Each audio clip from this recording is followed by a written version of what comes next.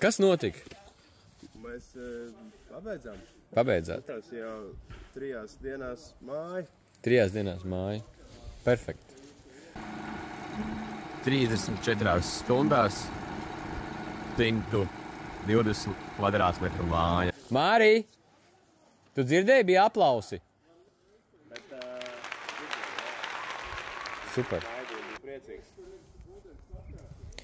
Es lepojos ar jums, kungi. Es teiktu tā, parīt vajadzētu, lai atved kopnes, salikt un uzbliest plēvu un segumu. Tā būtu ātrāk nekā viņiem. Mēs ātrāk. Jā. Tas būtu skadrs īstenībā, ja te būtu jau jums un segums ātrāk nekā tur.